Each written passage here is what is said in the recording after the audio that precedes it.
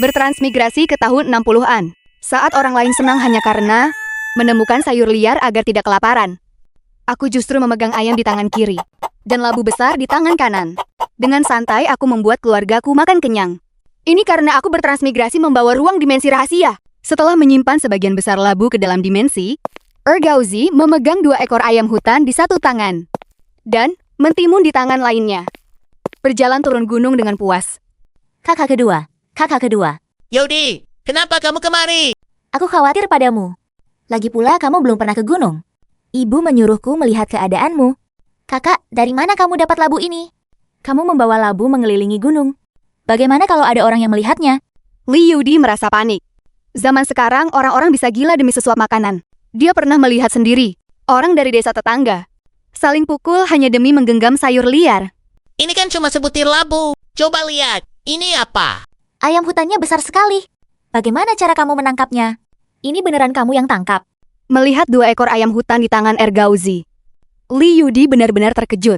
Kamu kan sudah lihat sendiri. Mana mungkin palsu? Nanti malam kita rebus ayam hutan ini. Malam ini kita makan enak. Yudi mengambil labu itu dan berlari pulang dengan gembira. Baru saja mereka berdua sampai di depan pintu. Mereka melihat sosok yang seharusnya tidak ada di sini. Saat sosok itu melihat Ergauzi memegang ayam hutan di tangannya, tubuhnya makin gemetar. Yodi, bawa masuk ayamnya dulu. Rebus air dan cabut bulunya. Aku akan segera masuk. Ada urusan apa? Kamu mendatangi aku. Wang Sui melihat Li Yudi membawa 2 ayam hutan ke dalam. Matanya langsung berbinar. Jika bisa memperbaiki hubungan dengan Ergauzi, bukankah dia juga bisa menikmati daging? Untuk apa kamu kesini? Kakak kedua, aku kesini untuk minta maaf padamu. Baiklah, aku terima permintaan maafmu. Kamu boleh pulang sekarang. Seasal-asalan ini beda banget dari skenario yang kukira. Bukankah seharusnya Ergauzi memelukku dengan erat? Kenapa? Masih ada urusan lain? Kenapa berdiri patung di situ? Kamu kan tahu perasaanku padamu. Aku sudah bicara dengan ibuku. Mas kawinnya tetap 50 yuan sesuai kesepakatan awal. Tidak akan naik lagi. Lalu, kutegaskan ya. Ingin nikahi kamu pakai 50 yuan. Angin mimpi, aku takkan menikahimu.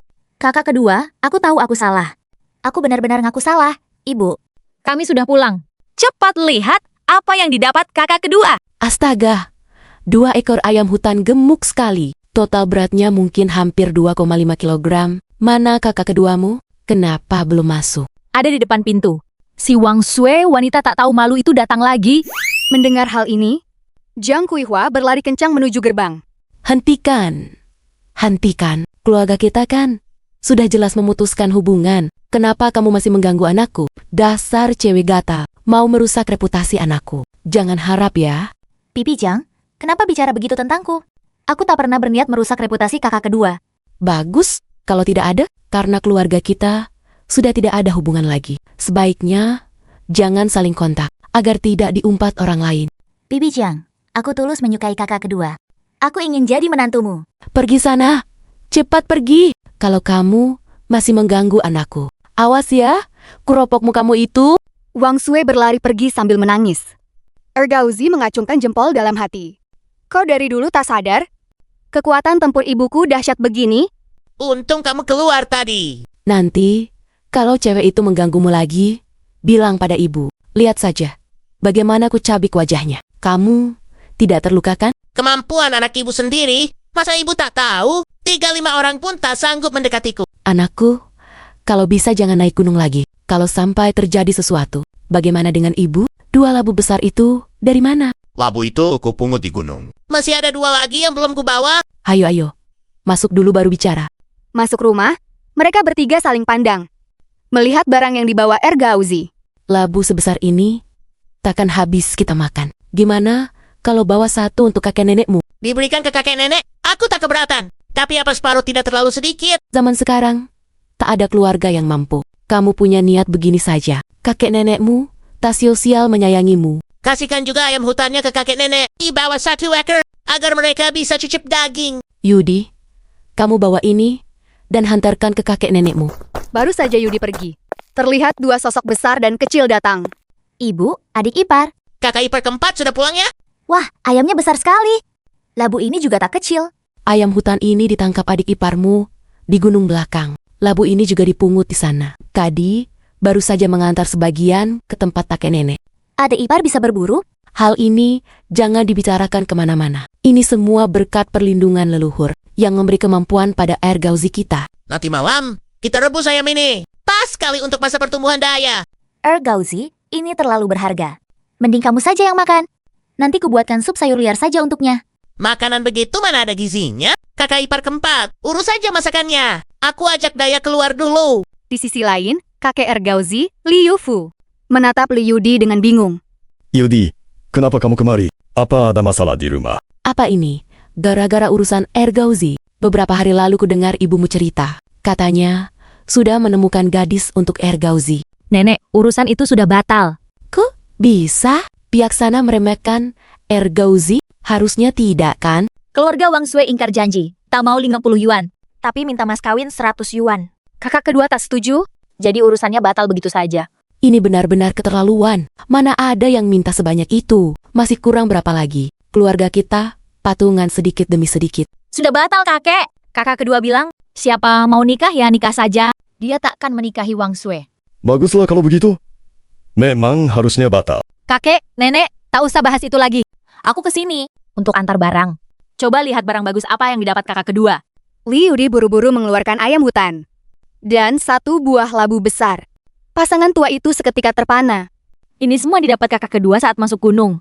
Simpan dan makanlah sendiri. Tak perlu dibawa ke sini. Kakek nenek tenang saja. Ini khusus dibawa untuk berbakti pada kalian. Di rumah, sudah disisakan separuh. Kakak kedua pesankan khusus. Jangan sayang untuk memakannya, sampai barangnya membusuk. Lain kali kalau masuk gunung dan dapat barang bagus, dia akan antarkan lagi ke kalian. Cucu, baikku, aku dan kakekmu seumur hidup ini tak pernah menikmati berkah dari 2 anak lelaki kami, tapi malah menikmati berkah dari cucu kami. Kakek, nenek, kedepannya hari-hari bahagianya masih banyak lagi.